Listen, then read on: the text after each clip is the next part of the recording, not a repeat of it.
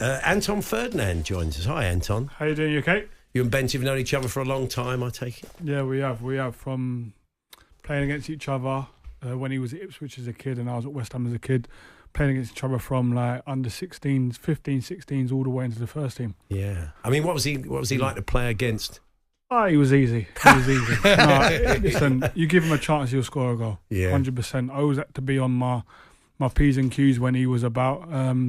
But he will tell you, didn't get much change out of me. Oh, okay. Well, that's right. We'll see what he says at 4. Yeah. So you had your first proper lesson today. Your first proper session. There he is. He's back of the window. Look at that. He's wagging his finger at you.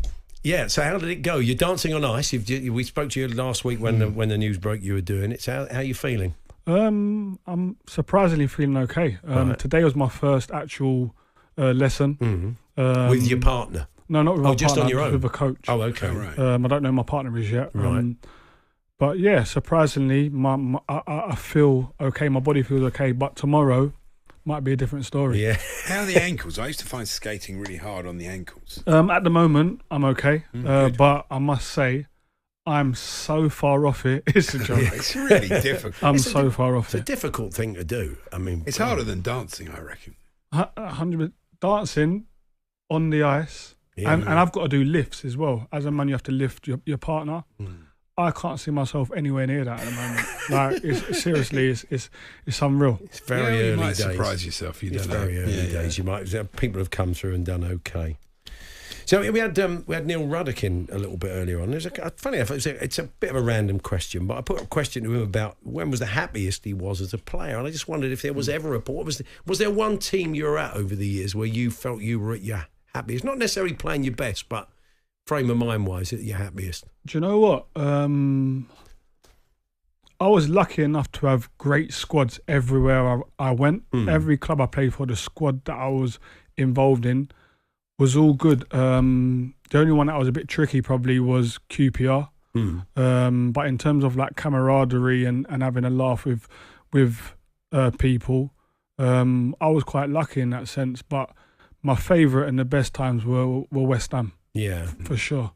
It was interesting what Razor said that that first time at Southampton, and I suppose there was no pressure on him then. He was a young player, sort of coming through to an extent, and there wasn't as much pressure as maybe as he went to Liverpool later on. But I suppose the early days at West Ham would have been like that for you. No, not for me. I had pressure from the word go because of obviously being Rio's brother and coming into a team, one that I support also as well. So the pressure of being someone who's gone from the stand to the pitch and knowing what's expected from you because you was one of them fans shouting onto the pitch, the pressure's different. But being in the shadow of arguably one of the best to ever grace the Premier League in his position, there was always pressure.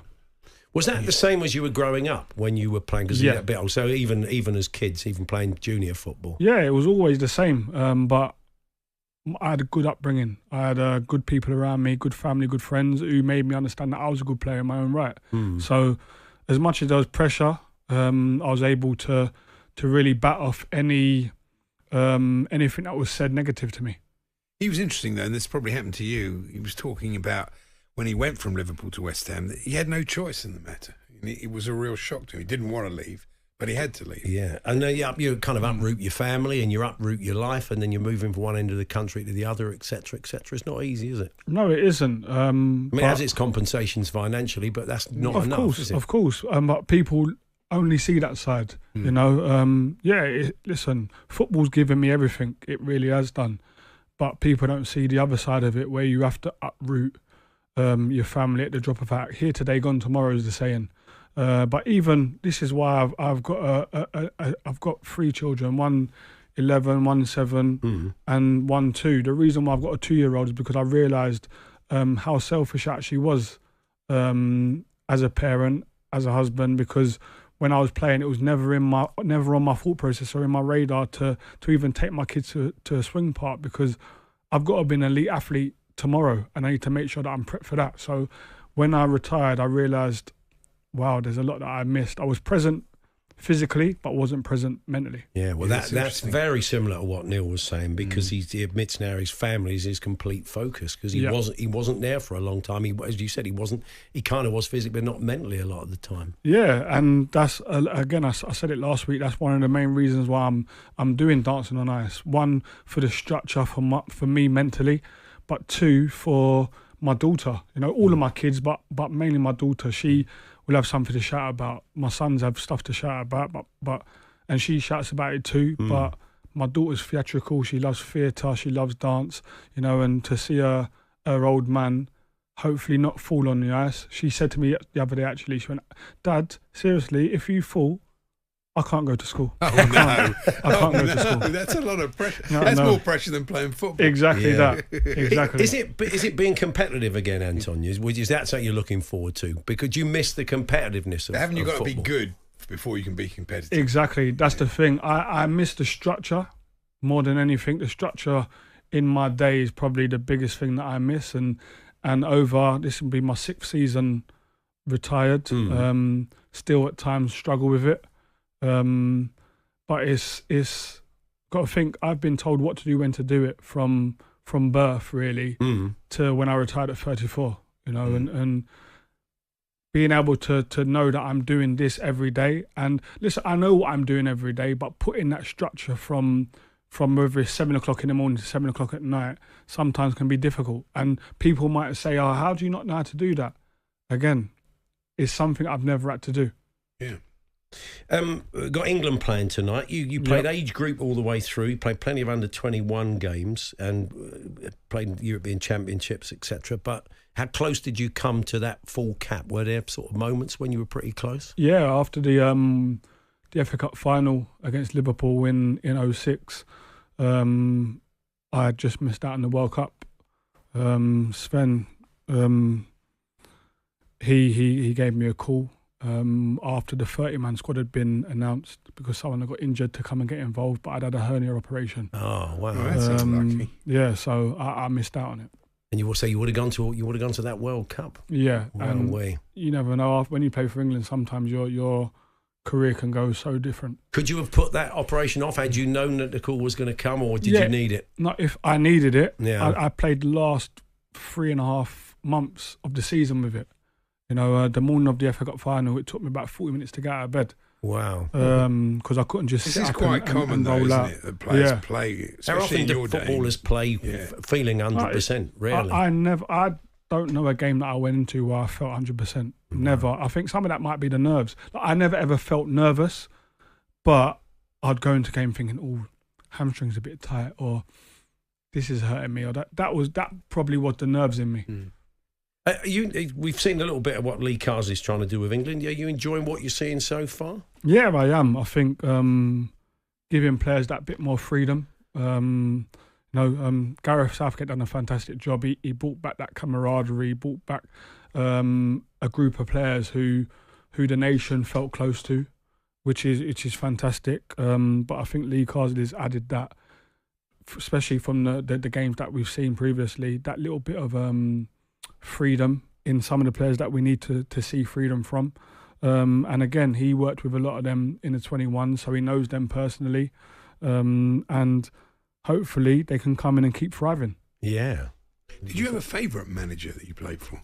Yeah. My favourite manager, I had a few at different times, but my favourite manager was Alan Pardew, for sure.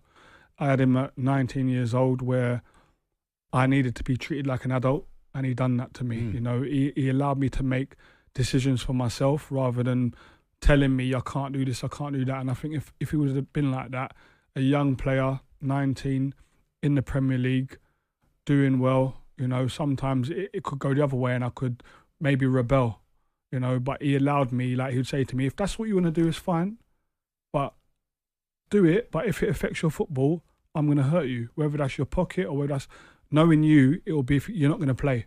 Right. And that's going to hurt you more. So, he allowed me to make it my decision, you know, and I was really grateful for that. Not just that, his coaching methods, everything we'd done throughout the week, every session was geared up to who we were playing against and what we were playing against, and how to nullify them, and not just that, be the team that we was, which was free and attacking.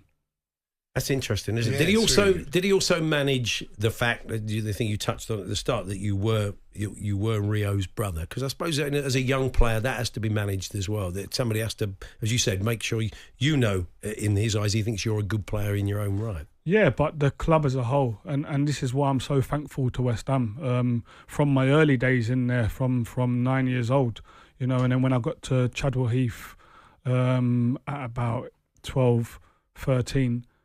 Meeting Tony Carr, the late Peter Braybrook, Paul Heffer, Kevin Keane, they all played a part in making the environment understand and know Anton's here because he's a good player, and he's not here because of Rio. Yeah. And at times they were probably harsher on me than other lads, but that was really to get me ready to play in front of the 35,000 people at Upton Park, because everyone has an opinion. Everyone's opinion is different, but everyone thinks their opinion matters, So sometimes they were harsher on me, but that was to get me ready because they knew when I got a chance, I needed to be ready. Yeah. And I knew that, and they knew that, and at times they would differ in terms of the way that they maybe guided me or gave me harsher criticism. It must have made you more determined, I guess, being Rio's brother as well, to prove that it wasn't anything about that. That you proved yourself every time you went out on the pitch that you were a good player. Yeah, definitely. And that's the pressure that I took on there. I can't let the family down. I can't let the name down. And I always had that thought process running through my mind when I went out onto the pitch. But again, I touched back on my mum, my dad, my siblings, my wider family, my cousins, and my friends who made me understand and know that I'm Anton Ferdinand and a good player, and I wouldn't be in the Premier League if I was just Rio's brother. I'd need to work to get there, absolutely. And I'm there for a reason. So when people used to speak, it used to really just come off of my back. Paul Hawksbee and Andy Jacobs, Monday to Friday afternoons 1 till 4 on AM, on DAB, via the talkSPORT app and on your smart speaker. talkSPORT.